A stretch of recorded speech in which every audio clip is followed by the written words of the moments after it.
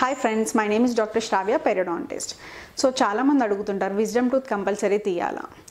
So దానికి answer డెఫినెట్గా wisdom tooth అన్నీ తీయాలని రూల్ ఏమీ లేదు. సో విజ్డమ్ టీత్ యూజువల్గా ఎలా వస్తాయంటే స్ట్రైట్గా రావు, కర్వ్డ్గా ఆర్ లేకపోతే పక్క టూత్ మీద వాలినట్టుగా అలా డెవలప్ అవుతుంటాయి చాలామందికి.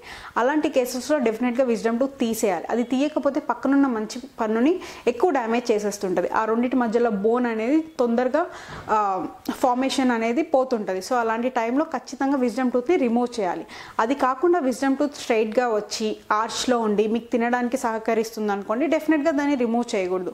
ఓన్లీ క్యావిటీస్ ఏమైనా ఉంటే ఫిల్ చేసుకుంటే సరిపోతుంది. Other then that if it is disturbing the adjacent teeth or దానివల్ల మీకు పెయిన్ కానీ ఏదైనా ఇన్ఫెక్షన్ కానీ డెవలప్ అయితే డెఫినెట్గా ఆ టీత్ని తీసేసేయాలి. అది కాకుండా చాలామందికి ఆ విజ్డమ్ టూత్ వల్ల ముందు పళ్ళు ముందుకి వెనక్కి జరిగినట్టు రీసెంట్గానే అయ్యింది మేడం, ఇది నాకు ఇంతకుముందు లేకుండే అని కూడా కంప్లైంట్ చేస్తుంటారు. సో దానికి మేము ఏం అడ్వైస్ చేస్తాం, విజ్డమ్ టూత్ తీయించుకోండి. అప్పుడు మీకు ఈ పళ్ళు మధ్యలో స్పేసింగ్ అనేది ముందుకి వెనక్కి జరగడం అనేది కూడా తగ్గుతుంది అని చెప్తాం. సో వాళ్ళు మమ్మల్ని అడుగుతుంటారు, అదేంటి మేడం ముందు కదా పళ్ళు అటు ఇటు జరుగుతున్నాయి, వెనకాల పన్ను తీయమంటున్నారు ఏంటి అని అడుగుతుంటారు. ఆ వెనకాల ఉన్న పన్ను పక్క పళ్ళను తోసింది అనుకోండి, ముందున్న పళ్ళు ముందుకి వెనక్కి జరగడం అలా జరుగుతూ ఉంటాయి. సో దానికి మెయిన్ రూట్ కాజ్ అనేది వెనకాల జ్ఞానదంతం అయి ఉండొచ్చు.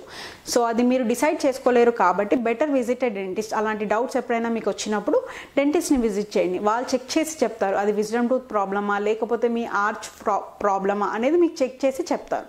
So definitely wisdom tooth pain ఉంటే మాత్రం ఖచ్చితంగా తీయించుకోవాలి.